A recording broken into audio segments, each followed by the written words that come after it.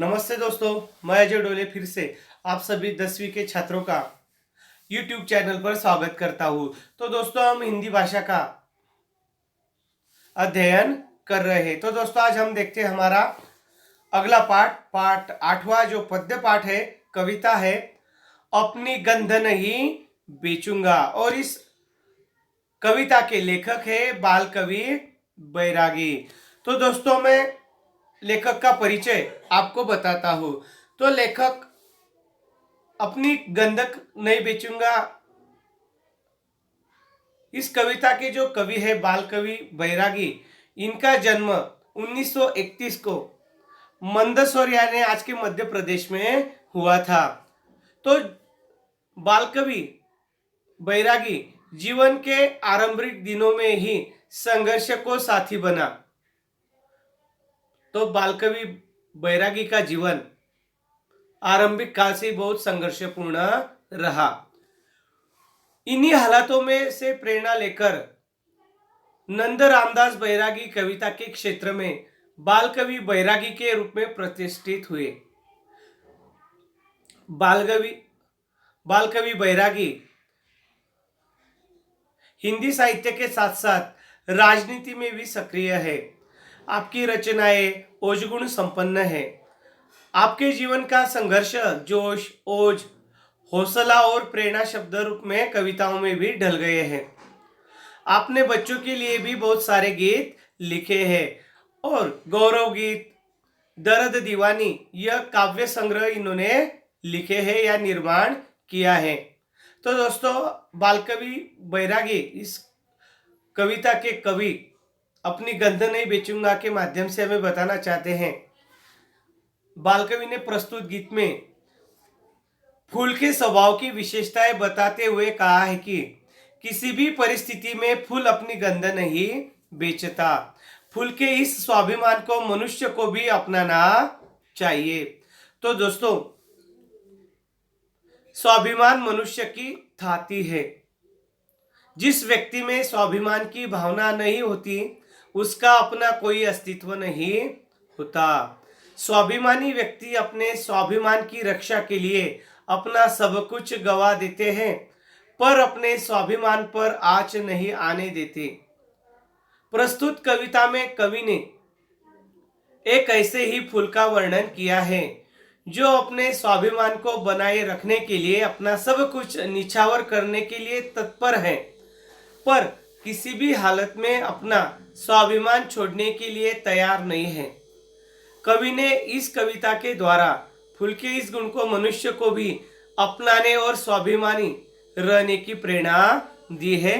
तो दोस्तों, चलिए देखते हैं हम आज की हमारी कविता अपनी गंध नहीं बेचूंगा। तो देखते हैं हम कवि क्या कहते हैं।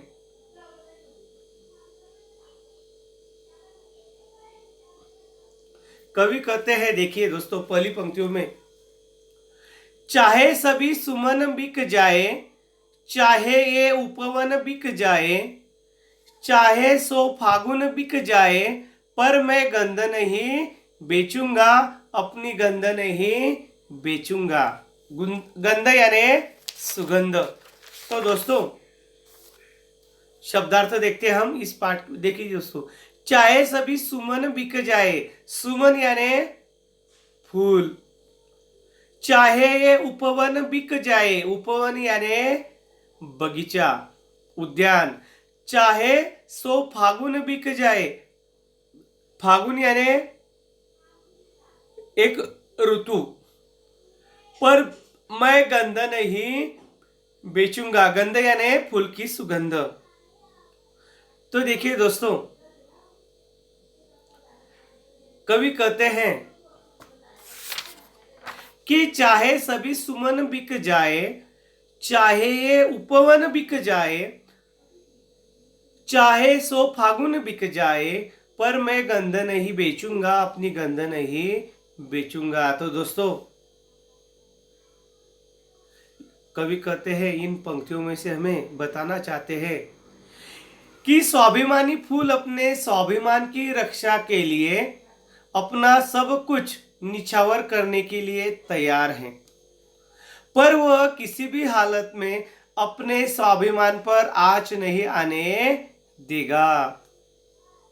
वह कहता है कि चाहे सारे फूल बिक जाए, केवल फूल ही नहीं, चाहे वे उपवन बिक जाए, जहां सारे फूल उत्पन्न होते हैं, सारी बाहर क्यों न बिक जाए, पर वह अपनी सुगंध को, जिसे वह अपना स्वाभिमान मानता है, किसी भी हालत में नहीं बेच सकता। लिखिए दोस्तों, जिस तरह मनुष्य अपने स्वाभिमान के लिए मर मिट जाता है पर उस पर आँच नहीं आने देता, उसी तरह यह फूल भी अपनी सुगंध की रक्षा के लिए प्रतिबद्ध है। देखिए दोस्तों, आगे फूल क्या कहता है हमें। देखिए दोस्तों, फूल कहता है, जिस डाली ने गोद खिलाया, जिस कोपल ने दी अरुणाई, लक्ष्मण जैसी चौकी देकर जिन कांटों ने जान बचाई, इनको पहला हक जाता है, चाहे मुझको नोचे तोड़े, चाहे जिस मालिन से मेरी पखरियों के रिश्ते जोड़े, ओ मुझ पर मंडराने वालों मेरा मोल लगाने वालों, ओ मुझ पर मंडराने वालों मेरा मोल लगाने वालों, जो मेरा संस्कार बन गई, ओ सौगंध नहीं बेचूंगा, अपनी गंध नहीं बेचूंगा। तो दोस्तों शब्दार्थ देखिए। पहली तो जिस डाली ने गोद खिलाया, डाली यानी पेड़ की डाली, जिस कोपल ने दी अरुणाई, कोमपल यानी पेड़ की नहीं कोमल पत्ती, कल्ला, अरुणाई यानी लालिमा, लक्ष्मण याने लक्ष्मण, लक्ष्मण रेषा म्हणतो आपण मराठीमध्ये, चौकी देकर, चौकी याने पहरा देकर, जिन कांटों ने जान बचाई, इनको पहला हक आता है, इनको याने इनको, चाहे मुझको नोचे तोड़े, नोचना झटके से उखाड़ना,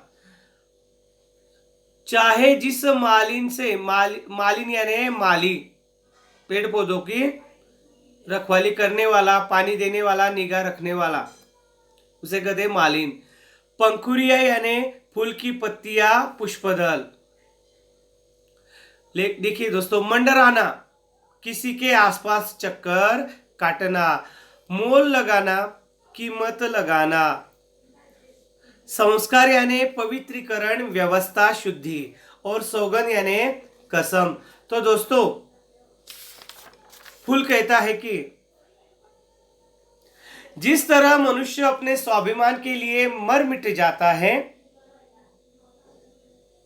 पर उस पर आँच नहीं आने देता, उसी तरह यह फूल भी अपनी सुगंध की रक्षा के लिए प्रतिबद्ध है। फूल कहता है कि पौधों की जिस डाल ने उसे अपनी गोद में खिलाया था, जिन कोपलों ने उसे लालिमा प्रदान की थी यानी भरण पोषण किया था, और जिन कांटों ने लक्ष्मण जी की तरह पहरा देकर उसे तोड़े जाने से बचाया था, उन्हें वह कभी नहीं भूल सकता, कभी भूल नहीं सकता। उनका वह ऋणी है, कर्जदार है, और उस पर पहला अधिकार इन्हीं का है। वे चाहे उसे नोचे या तोड़े, वह उप तक नहीं करेगा। वह कहता है कि वे चाहे मुझे तोड़कर किसी मालिन को दे दे तो भी मुझे कोई आपत्ति नहीं है। वह चारों ओर से अपने ऊपर नजरें गड़ाने वालों और उसकी कीमत लगाकर उसे बाजार में बेचने वालों से कहता है कि उसने अपनी सुगंध को न बेचने की जो सौगंध खाई है, कसम खाई है, वह उसका संस्कार बन गई है और वह उसका सौदा कभी नहीं कर सकता। फूल कहता है कि अपनी सुगंध वह कभी नहीं बेच सकता। तो दोस्तों इन पद्यांश के पंक्तियों में फूल के माध्यम से कवि बाल कवि बैरागी जी हमें बताना चाहते हैं कि मनुष्य को स्वाभिमानी होना चाहिए। स्वाभिमान मनुष्य की थाती होता है, उसका आत्मा होता है।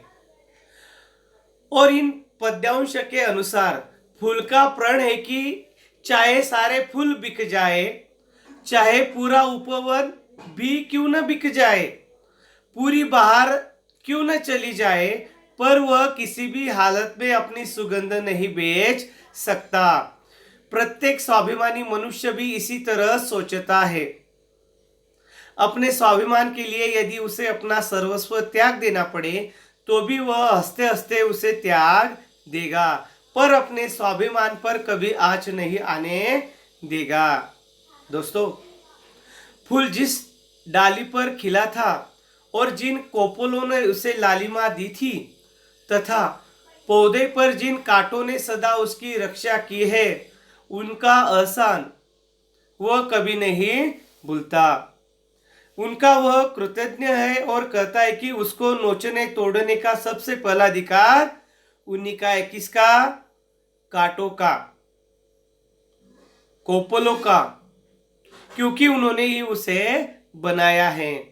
स्वाभिमानी मनुष्य भी अपने साथ उपकार करने वाले व्यक्ति का उपकार हमेशा याद रखता है और उसके उपकार को कभी नहीं भूलता। उसके लिए वह सदा खड़ा रहता है। स्वाभिमान व्यक्ति का संस्कार बन जाता है और उसे अपने सिद्धांत से कोई डिगा नहीं सकता। तो दोस्तों, इस प्रकार हमें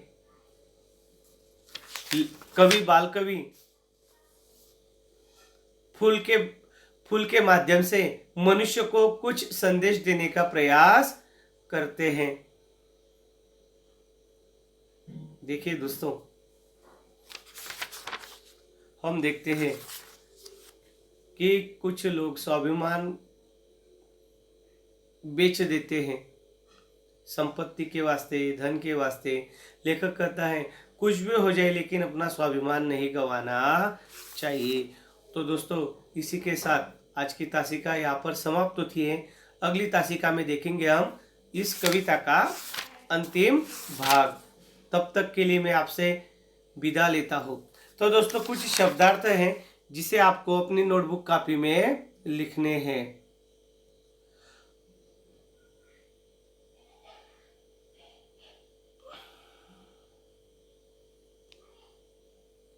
तो दोस्तों, कौन कौन से देखिए दोस्तों। गंध यानी फूल की सुगंध, कोंपल यानी पेड़ की नई कोमल पत्ती यानी या कल्ला, अपन टहनी भी कहते हैं, नहीं कोमल पत्ते कहते हैं। अरुणाई यानी लालिमा, चौकी यानी पहरा, हक यानी अधिकार, नोचना यानी झटके से उखाड़ना, पंखुरी यानी फूल की पत्ती पुष्पदल, मंडराना यानी किसी के आसपास चक्कर काटना, मोल लगाना यानी कीमत लगाना, संस्कार यानी पवित्रीकरण, व्यवस्था, शुद्धि, सौगंध यानी कसम, मौसम यानी काल, समय, ऋतु, दाता यानी अगली तासिका में हम देखेंगे।